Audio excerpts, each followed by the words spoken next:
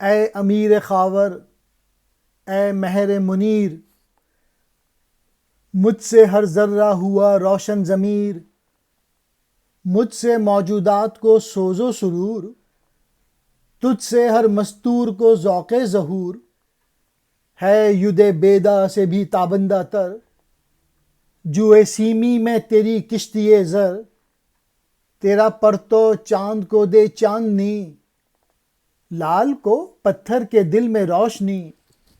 دنیا کو منور کرنے والے سورج سے خطاب، اے سالار مشرق، اے تابناک خورشید، تو ہر ذرے کے باطن تک روشن کر دیتا ہے، چمکا دیتا ہے۔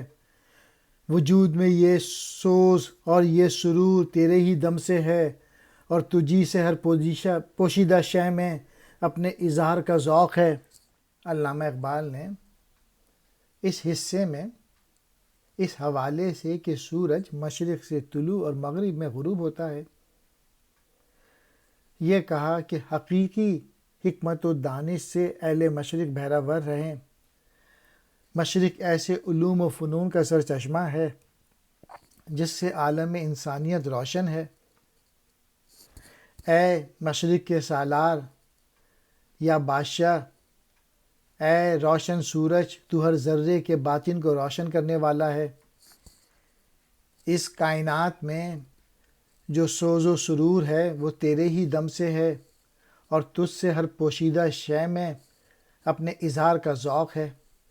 سورج طلوع ہونے پر روشنی پھیلانے سے ہر چیز نظر آنے لگتی ہے، اور زندگی گویا عمل میں آ جاتی ہے، یعنی صحیح زندگی دنی کے وقت حرکت کرتی ہے۔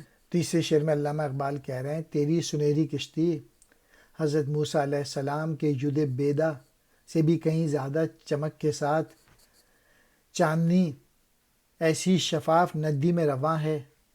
ندی یا دریا میں سورج کا عکس پڑتا ہے، جسے حضرت موسیٰ علیہ السلام کے ید بیدا سے بھی روشن کہہ کہ اس کشتی سے تشبیہ دی ہے۔ حضرت موسیٰ علیہ السلام جب اپنی آستین سے ہاتھ باہر نکالتے تو وہ روشن ہو جاتا تھا۔ اگرچہ یہ بہت بڑا معجزہ ہے، لیکن سورج کی روشنی کے مقابلے میں وہ روشنی کم تھی۔ تیرے ہی عکس نے چاند کو چاندنی سے نوازا، اور تیری شعاؤں ہی نے پتھر کے اندر موجود لال کو چمک دی۔ چاند سائنسی نقطہ نگاہ کے مطابق سورج سے روشنی حاصل کرتا ہے، اس طرح سورج کی شعاؤں ہی سے لال صحیح صورت اختیار کرتا ہے۔